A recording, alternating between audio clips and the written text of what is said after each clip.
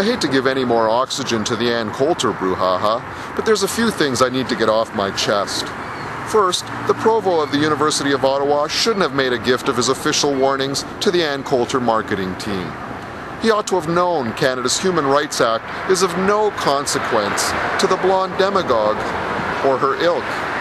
Communicating for the purpose of exposing persons to hatred because of race, nationality, religion, or sexual orientation is precisely how Ann Coulter makes a living. Just like scapegoating minorities and polarizing electorates is how conservatives win elections. At the University of Western Ontario, Ms. Coulter reiterated one of her famous zingers to a Muslim student, to wit, that Muslim nations should be invaded, their leaders killed, and their people converted to Christianity. The punchline is that if Muslims want to fly, they should do so on flying carpets. The student, Fatima al-Dahar, civilly retorted to Ms. Coulter that she didn't have a flying carpet, and suggested she take a camel. I think Ms. Coulter crossed the line at that moment. In essence, she called Ms. Dahar a camel jockey, a racial epithet for Muslims. This isn't free speech, it's hate speech, and naturally, it provoked a response. At the University of Ottawa, several hundred students exercised their freedom of speech and assembly to protest Ms. Coulter's remark. This apparently made Ms. Coulter fear for her safety. Presumably, picket-waving Canadian students are scarier than the natural constituency of gun-toting teabaggers that normally attend Ms. Coulter's events. So Anne cancelled her appearance in Ottawa and spun it as mob rule denying her free speech. Result? Anne's people capitalized on the buzz and arranged a bigger venue at the University of Calgary. The U of C was the perfect venue for Anne. It's Stephen Harper's alma mater and Canada's Chicago school. Discredited ideas of the past go there to be educated, and they graduate as cutting-edge conservatism.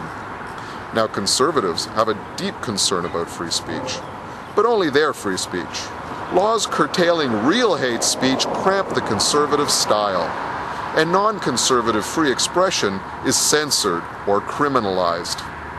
Currently, a parliamentary committee is working to make it a criminal act to compare the facts on the ground in Israel with South African apartheid. Al Jazeera is unable to get CRTC approval to broadcast in this country. But protesting Ann Coulter's telling Muslims to take a camel? Well, that's just not kosher. A short year ago, the Harper government barred British MP George Galloway from entering and speaking in Canada on national security grounds. Why was he a risk? Because he tried to bring food and water to Palestinians after the Israeli Defense Forces pounded Gaza. As far as I'm concerned, if George Galloway's a threat to national security, so is Ann Coulter. After all, what do you get when you cross Ann Coulter with MacGyver? Timothy McVeigh. That's not really funny, is it? Islamophobia is the new anti-Semitism. Yes, Virginia, Arabs are Semites too. Old-school anti-Semitism still flourishes, mostly in Muslim countries, but my concern is this country. Hopefully one day soon we will again lead the world by example. The depiction of Arabs in the current mainstream media bears certain similarities to Nazi propaganda's depiction of Jews. Swarthy, bearded, white-slaving terrorists, fat with ill-gotten wealth.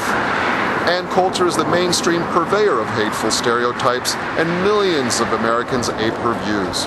She does it with dog whistle epithets, but she sells hate nonetheless. The reason for laws against hate speech is that it is a precursor to hate crime.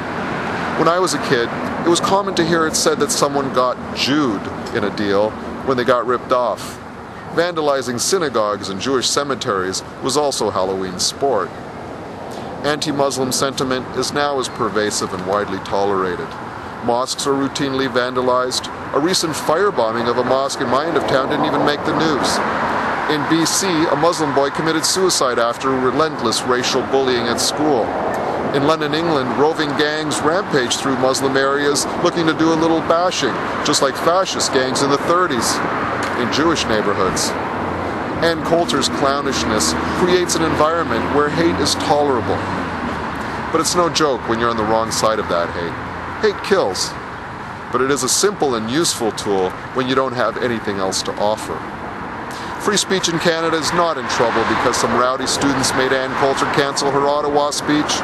No, Free speech is in trouble because a conservative government made damn sure George Galloway never got to the same stage as Ann Coulter. There's no clearer evidence that the conservative concept of free speech is precisely what my pal Rex likes to call the applause echo for what you already believe.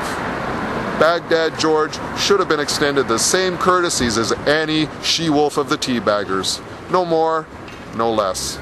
Actually, they should have debated each other in a cage match. I would have paid big bucks to see that.